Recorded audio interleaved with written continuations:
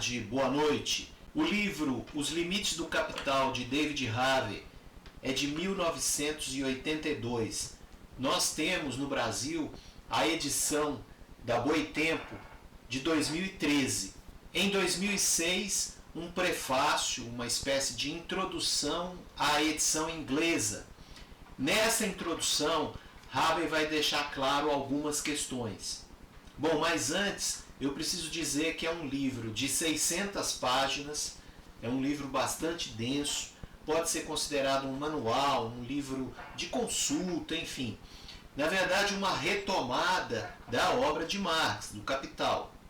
Se a gente tiver isso como um guia de estudos, uma orientação para uma leitura um pouco mais cuidadosa, tanto melhor. Eu vou fazer aqui um compilado, né, pelos capítulos do livro, ou seja, para cada capítulo um vídeo, mais ou menos, né, para que a gente possa ter essa orientação. Se você gosta do Harvey, fica comigo aqui. Bom, logo na página 12, Harvey vai cravar uma ideia central, que é a diferença, né? Ou seja, um pouco a semelhança, mas grande parte dessa diferença, do materialismo histórico dialético para o materialismo histórico geográfico.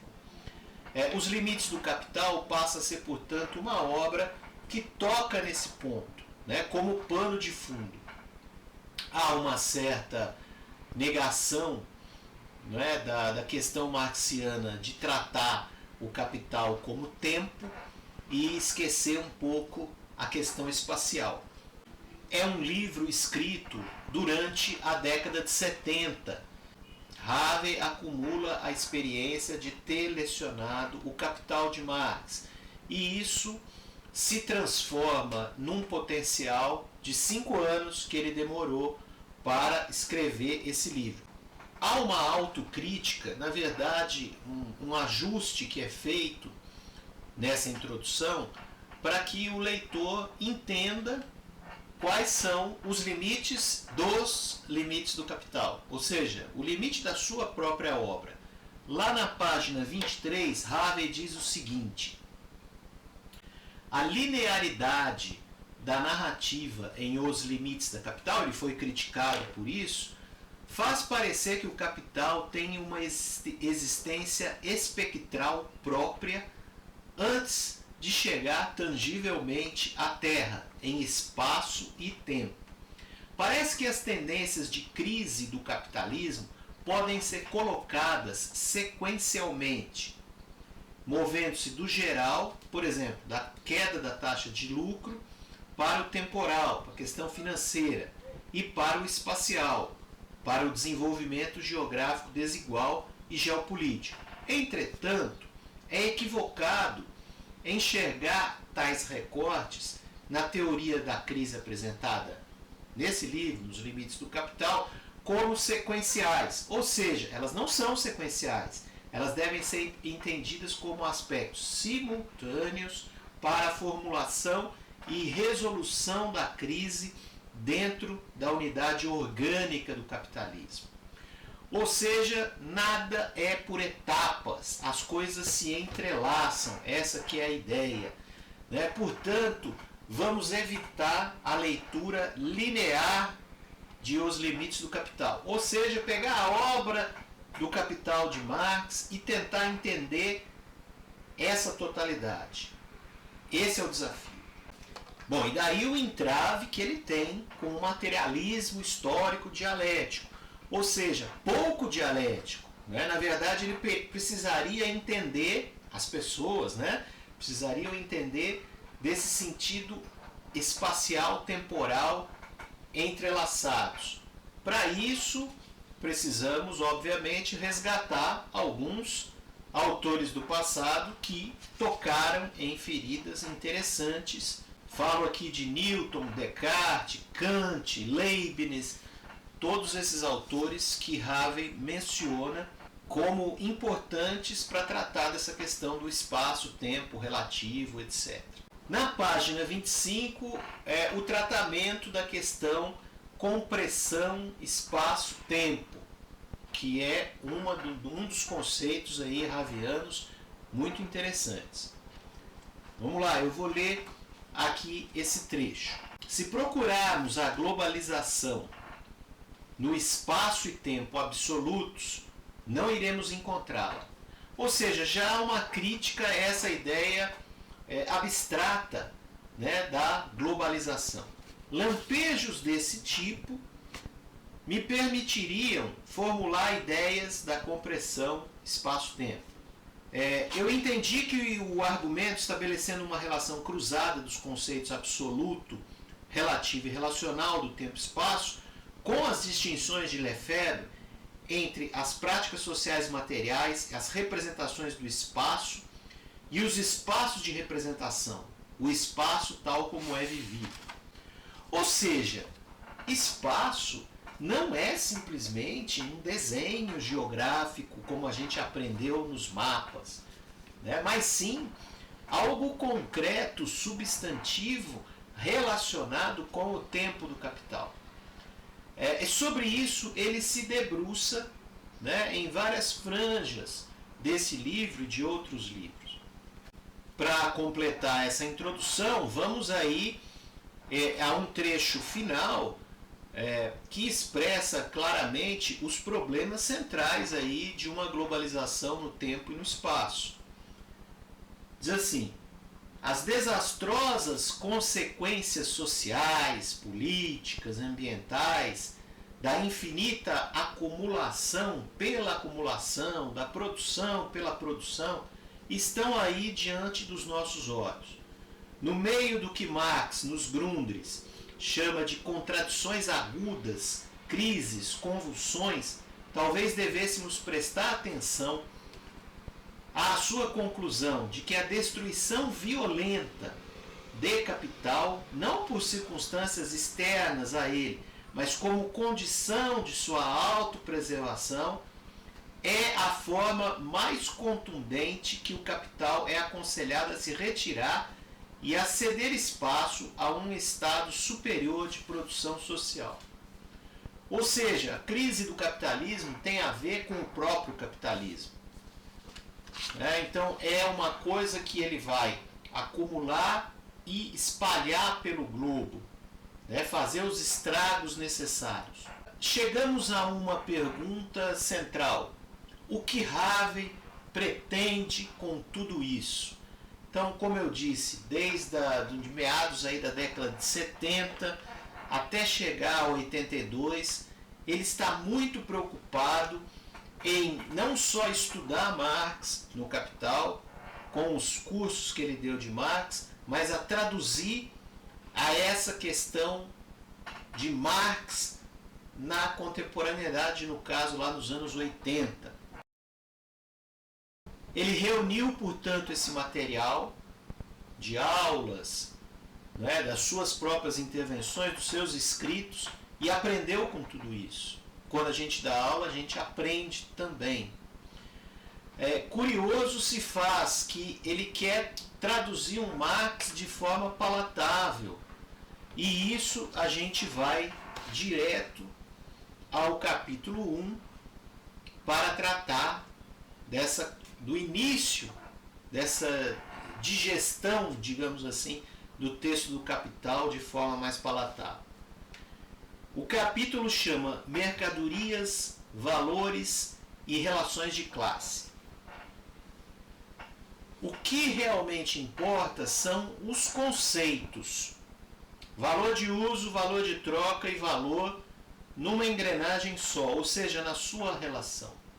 Quando os economistas estudam esses conceitos de forma separada e recortam, fragmentam, querem ter uma análise pontual de cada uma das coisas com a relação disso, né, no meio social, normalmente eles desconhecem um pano de fundo, digamos assim, dessa totalidade, né, da relação que se cria entre as classes, do poder do dinheiro.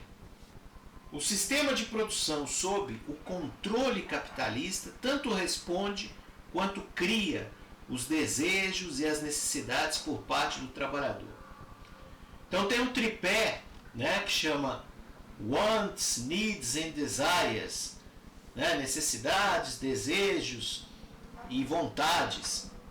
O que vem primeiro? Né? As necessidades, os desejos, as vontades. Ou seja, esse é um tripé que, quando o capitalismo mexe nisso, ele ativa o cérebro, o coração dos consumidores. Nesse sentido, chegamos ao dinheiro. A forma do dinheiro, a dificuldade não está em compreender o dinheiro, que o dinheiro é mercadoria, mas em descobrir não produz como, por quê e por quais meios a mercadoria não produz taxa de câmbio ou banqueiros. E o dinheiro não é estabelecido arbitrariamente ou por mera convenção. A mercadoria dinheiro é produzida no curso da história por um processo social específico. A participação nos atos de troca, que tem de ser entendido se quisermos nos aprofundar na lógica interna do sistema de preços. O caráter fetichista da mercadoria descreve um estado no qual as relações sociais entre os seus trabalhos privados aparecem como aquilo que elas são, isso é, não como relações diretamente sociais entre pessoas em seus próprios trabalhos, mas como relações reificadas entre pessoas e relações sociais entre coisas.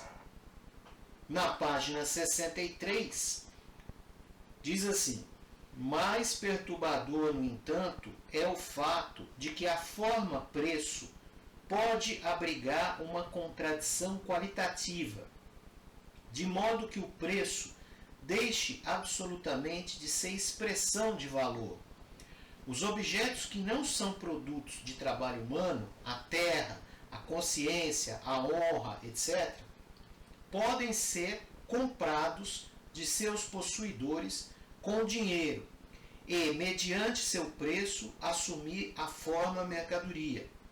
Então, as mercadorias que são produtos do trabalho humano devem ser distinguidas das formas mercadorias, que têm preço, mas não valor.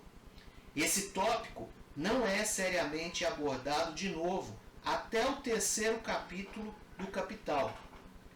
Nele descobriremos o fetichismo que está anexado às categorias de renda, que colocam um preço na terra e faz parecer que o dinheiro saiu do solo, e juros, que colocam um preço no próprio dinheiro. Nesse momento, nós também deixaremos de lado estas questões espinhosas. Finalmente, na página 66, o dinheiro que está no meu bolso como um meio para comprar as mercadorias que eu preciso para viver não está sendo usado como capital. Nem os valores de uso da casa em que moro ou a pá que uso para cavar o jardim. Há, portanto, uma grande parte de coisas que ocorrem na sociedade que não estão diretamente relacionadas à circulação do capital, e por isso devemos resistir à tentação de reduzir tudo isso a simples categorias marxianas. O capital monetário é, então, parte do estoque total de dinheiro, e o capital produtivo e o capital das mercadorias são porções da riqueza social total, captadas em um processo de circulação muito específico.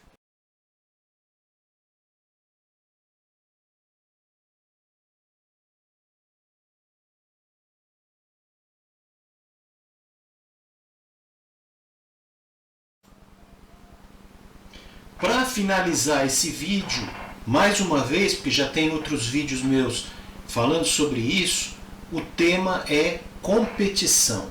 A competição entre os capitalistas empurra cada um deles para o uso de um processo de trabalho que é pelo menos tão eficiente quanto a média social. Mas os que acumulam mais rapidamente tendem a expulsar do negócio aqueles que acumulam em uma velocidade mais lenta. Isso implica um incentivo eterno para os capitalistas individuais aumentarem a velocidade de acumulação por meio de exploração crescente no processo de trabalho relativo à velocidade social média da exploração. As implicações disso para o trabalhador são inúmeras. Ou seja, na ânsia de competir, a competição, como todos nós sabemos, é uma corrida em direção a alguma coisa. A obtenção de uma marca, a um índice, ou mesmo a acumulação. Então, essa ideia de acumular, na cabeça do capitalista é assim: ele vai acumular, se ele não acumular, outros acumularão, e ele tem que descer o chicote no lombo do trabalhador. Na página 80, um trecho também sobre a competição. A competição pela acumulação requer que o capitalista inflija uma violência diária sobre a classe trabalhadora no local de trabalho. A intensidade dessa violência não está sob o controle dos capitalistas individuais, particularmente se a competição for desregulada. A busca incessante pelo mais valor relativo aumenta a produtividade do trabalho, ao mesmo tempo que desvaloriza e deprecia a força de trabalho, sem falar na perda da dignidade, da sensação de controle sobre o processo do trabalho, do assédio constante por parte dos supervisores e da necessidade de se adaptar aos ditames da máquina. Então vamos pensar, por exemplo, numa cascata de mandantes. Então você tem um grande capitalista que está fora, está lá no exterior. Você tem capatazes, ou seja, pessoas que vão controlar o trabalho. Um controla o outro controla o um, e o trabalhador lá na ponta é o que sofre. Então é mais ou menos isso que o Harvey trata. E ele faz essa observação que me pareceu interessante, que assim, nem sempre o capitalista é o responsável direto, pelas mazelas que acontecem. Ou seja, é um sistema que vai sendo reproduzido na base do chicote, mas nem sempre quem bate com o chicote é o que tem o chicote na mão, mas ele simplesmente reproduz alguma coisa que o seu mandante superior disse para ele fazer.